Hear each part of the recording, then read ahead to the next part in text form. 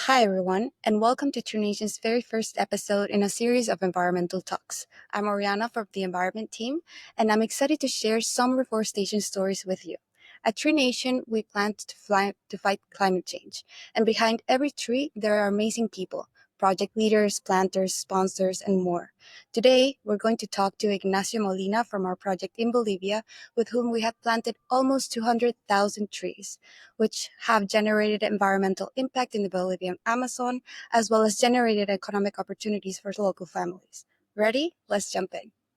Hello, everyone. My name is Oriana. I'm from the Environment Department here at Tree-Nation, and this is a part of a series of webinars that we are starting to gather with our project leaders from several projects. So here we are with Ignacio from Windshields in Bolivia. Hi, Ignacio. Thank you for participating in this series. Ignacio, we have been working with you since 2020. We have planted over 100,000 trees in Bolivia, and we're really proud of the work we have been doing so far with your initiative. So I don't know if I can give you the floor so you can introduce yourself briefly and tell me what inspired you to start this journey in reforestation. Okay, Oriana, thank you very much for the space. It's always a pleasure to talk to you. We've been working with Tree-Nation since 2020, and by the end of the year, we're going to plant around more than 200,000 trees for Tree-Nation. So we're kind of doubling the size of the project here. It's always inspiring to work with Tree-Nation because I think we have grown together. We've learned together, and that's something very important for us. And I believe for the rest of the people that plant with us and to the donors as well. So we saw a very good evolution in time with this. You asked me before to introduce myself. My name is written over there. I'm Ignacio Molina. I'm the founder of Ketrawe Foundation. As we said before, we've been working since 2020, but Ketrawe is working since 2005. So we're like 20 years on the market on this business. And it has been quite a journey all these years. We began in a very humble way. The idea at the beginning was to plant trees, and that was it, only plant trees. And then we started to plant those trees with different targets. The first target was society at the beginning. So what we did is we planted trees on land of peasants here in Bolivia, so that those trees will convert themselves into a tree plantation, like a tree farm. That was for commercial. So the trees were going to be cut down in a few years from then. But the main idea was to use the trees as a guarantee for the banks so that poor people would have access to credit. So we had to make some contracts with banks, and we were successful with only one bank at the beginning. So at the end, what we did is we did those tree plantations on the peasant fields. There were small plantations, and they were used as a guarantee for universities through the bank, so that the sons of those people could go to the university and study and pay their university with the trees. So that worked nicely. It still works today. We've sent like 500 students on universities. Some of them went abroad. So that's how we began this journey. Then we just didn't like the commercial side of the plantation because we were sad to see the trees being cut down. So we focused on conservation. So what we did is we try to make buffers between agriculture and cattle raising and the forest, but we didn't succeed in that because the buffers, they were easily, the farmers just went over the buffers, they cut the buffers anyway, and then they cut the forest, so it was kind of useless at the beginning. So what we saw was that the forest was being cut and was leaving the place, it was gone for economic reasons. So we had to find a way to bring the forest back for the same reason, for economical reasons. So if something goes out for economical reasons and then we try to get it back for economical reasons, that meant that we needed an equilibrium for that to happen. So that's when the real job started. So we need to find a way that the forest will be convenient for the farmers, that the forest will help the farmers to increase the yields and increase their pockets, to say it in a simple term, so that the farmers will allow the forest to come back to their places where they already cut them down. So that was a complicated road, but it was very exciting to do that. We made many mistakes on the way, a lot of mistakes. That's our main asset. So we learned a lot. So finally, like around 2019, 17, I don't remember, we came out with the idea of making windbreakers between sugarcane plantations at the beginning. Then we went to soybean plantations, sorghum, wheat, chia, and then cattle raising. So we went to the farmers and asked them to give us a little bit of their land so we can plant trees.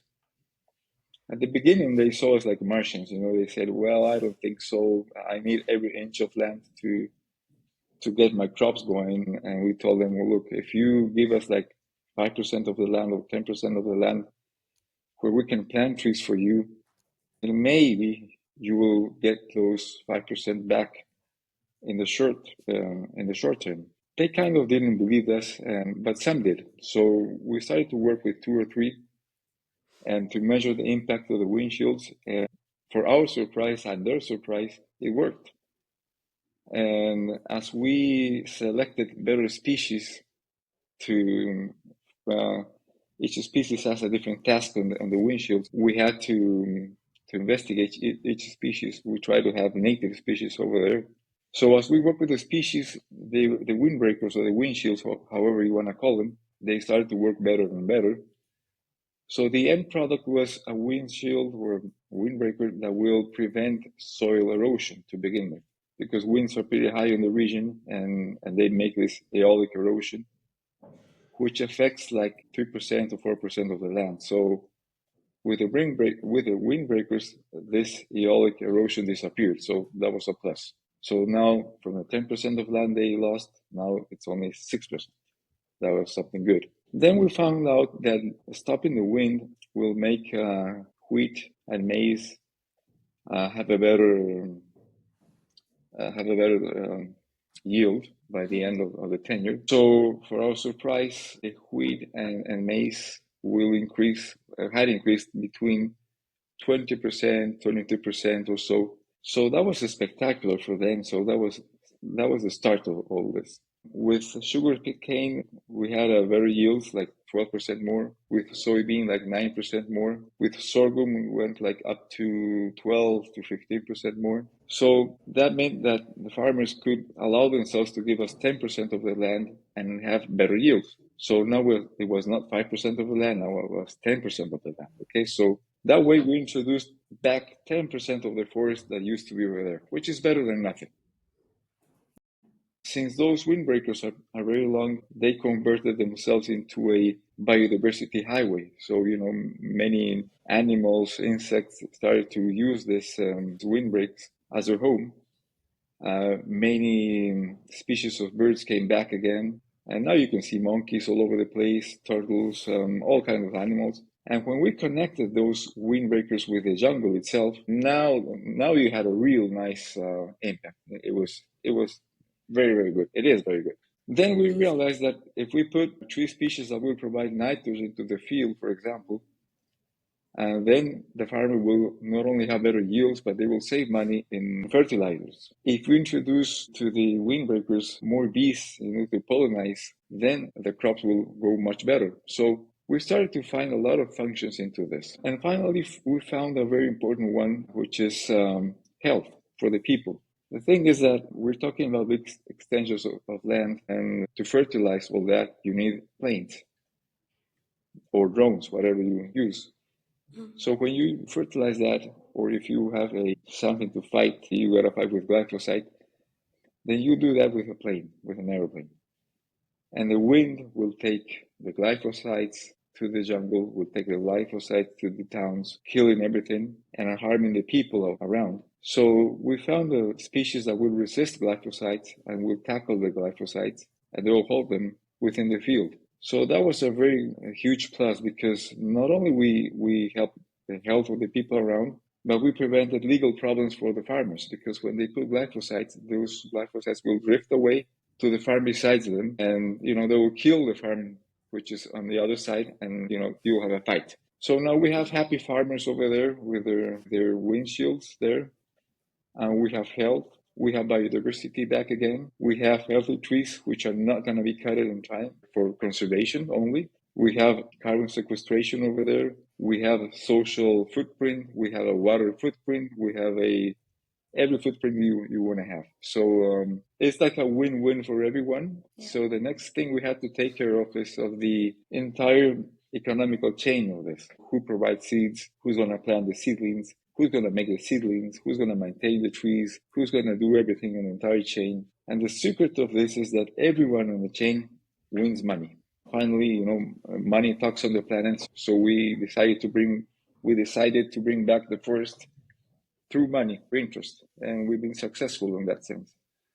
So since everybody wins, everybody is taking care of the forest, which is very different from a project that only sees conservation, and then we hope that conservation goes forward. In this case, it's the other way around.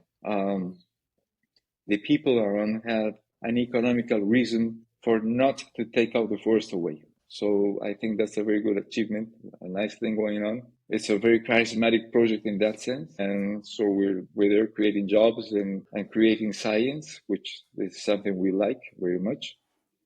That's the journey we had until today. I don't know if that answers your question somehow. And just a quick pause to mention Earth Day is coming soon. It's 2025, and we're already experiencing rising temperatures, deforestation, and climate change. Planting trees is one of the simplest and most powerful ways to make it slow down. And at Tree Nation, anyone, from individuals to businesses, can plant a tree in just a few clicks. Let's act now while we still can. I think your project is a good example of the overall benefit that a tree or a bunch of trees or a forest could give, not only to the environment, but also to the people. So I think this approach that you took and all these learnings have actually given like a very huge impact also locally to Bolivia, but also as learnings to the rest of the world. And I'm happy that you're sharing this and we were able to share it with the audience. So I think you already gave us a very thorough and detailed description of your project and the struggles. But I wanted you to highlight maybe the biggest challenge that you had the last year, maybe, and how you overcame it. The big challenge we have in the last year and in the past last year and the last 3 or 4 years is science, basically. Thing is, we cannot plant trees randomly or in random places. And for not to do that, we need a lot of science. To have the impact I told you, we need a lot of science. So the first thing we got to do is a very deep soil analysis, for example. So we have to dig deep into the earth, wide into the earth, and see what's in the soil to see how the tree is going to react on that place, or which trees we can put over there. And since these windbreaks have, they're like 50 meters wide, but many kilometers in length, that means we travel through different areas, and those different areas have different climates and different types of soil. So the challenge is to detect when the soil changes, so we can have the correct combinations of trees over there. So that's a big heck of a challenge over there regarding science. Then we have to take care of how the weather is around, like winds and water. We don't need irrigation, we don't need water irrigation over there, but we need trees that can support a drought or very high temperatures. We're working in the Amazon basin. That means that we have high temperatures, and we're probably going to have a very dry season by the middle of the year, like a month or so. Which is not true in every single place that we work with. So it's not like a standardized windbreak. It goes according to the soil, according to the weather, and that has to combine with the jungle around, with the trees that are around. So making that combination not only means that we have to plant the correct type of trees, but we have to put the correct type of weeds on the place. Not only weeds, but we have to look out for the correct type of insects and animals and everything. So that's a big challenge, and we have a very nice team that works with different universities around the world, which are helping us to investigate that and to have a very good impact through science. And the best of this is that we are writing the science so it can stay for forever for whoever wants to use it. Yeah, for sure. That's amazing. That's and sounds really difficult as well to be able to adapt to all these different climates and different soils. And also, have you had like any difficulties maybe with the local animals, the local fauna? Like, for example, we have projects in France or here in Spain that they struggle with rabbits or deer that are eating the little seedlings that were recently planted. Do you have the same issues in there in the Amazon? Not like in Spain where you have rabbits that will go and eat the plantations around. No, we don't have that problem. We have other problems. For example, when you plant a seedling, the weeds will grow very fast, much faster than the tree. So they will cover the tree. That's a problem. We have types of grasses that will reach 2 meters high in about 4 months, and the tree will reach 2 meters high in about a year. So that's one problem. We do have insects that attack the trees, like big, nice ants. But it's part of the ecosystem, so we got to work with those. That's why we use native trees on the places, which is different than in Europe, where you put like trees, or where you put, I don't know, different kind of trees, which are mainly not native trees of the area. So that's why you have those problems. If you have native trees on the ground, you will have problems, but not too many problems. And since there's an economical interest, then you'll have the farmers, chasing whatever is affecting the tree. So we're kind of safe in that sense. And for example, with the farmers, I remember a conversation that we had maybe a year ago or last year when you came here to visit us in Barcelona, that you told us that this is a growing movement between farmers in Bolivia. So has this been growing more, or how many farmers are working with you currently? Yeah, as I told you in Barcelona, and at the beginning of our conversation, at the beginning it was pretty hard to convince a farmer to do this. But now it's we have the opposite problem. We have a very high demand, and we cannot succeed, to work with everyone. So what's happening now is that the farmers themselves are replicating this model, and they're doing it in Brazil, in Paraguay as well. And so it just, went overboard. And I don't know, we have like millions of hectares with this system now in Bolivia. You can see Google Earth, you're going to see a lot of little lines on the map. Those are the windbreaks in the Santa Cruz area. And it's a lot of hectares with this. We're only working in around maybe 1% of those windbreakers, and the rest are self-made. So that means that the system has been very successful, and farmers are replicating it with or without us, Well, which that's is good. great, right? Yeah, that's amazing. Yeah, we're Yeah. happy with that. Yeah, you're spreading awareness across the region as well. So that's really Yeah, nice. but it's not spreading awareness. As I told you in the beginning, we're spreading economics in this sense. We want to be financially sustainable and ecologically sustainable. So if you have that equilibrium, then you can talk about a very solid and robust conservation project, which is happening with us. So, do you have any goals or plans for this year that are like to grow or any other scientific projects to improve the windbreaks? Yeah, we're talking with a very famous Spanish university now. I cannot give you the name, Okay. but it's on the north. Okay, maybe you can guess who that is. It's in the north of Spain, Okay. which I hope they're gonna help us with the science, with more science with this. We have some US universities here with this. So our goal for this year and the next year is to deepen on the investigation of all this, to have more science so we can be more effective. And that on the science. Regarding carbon sequestration, we are in the process of certifying our windbreaks with different European companies. So we've already certified many of them. So now we have an exact figure of how much carbon we sequestrate. Amazing. And some of our plantations are already selling carbon credits on the market. Not those of Tree-Nation, because the carbon is yours, not ours. Yeah. That's something I want to be clear about. Yeah. But we have already an exact figure of how we're performing on that. We are on the final process of measuring our water footprint as well and our social footprint. We're going to have that by the end of the year. And I hope we can have by the end of next year our biodiversity footprint. That sounds amazing. All of this with the help of the universities you mentioned, right? Yeah, and third parties, of course. Okay. Well, that Okay. sounds really interesting. Look into all those reports and Sure. I've checking it already out. sent you Yeah, yeah, I the know, carbon I know. report, so you can take These a are look at that. amazing. Yeah. So yeah, of course, all the science we do is not for ourselves. It's all open science, so we can share whatever you need. Well, just to close, we have collected a few questions from our community through our forum and through our social media. So we've selected four, just so this is not so long.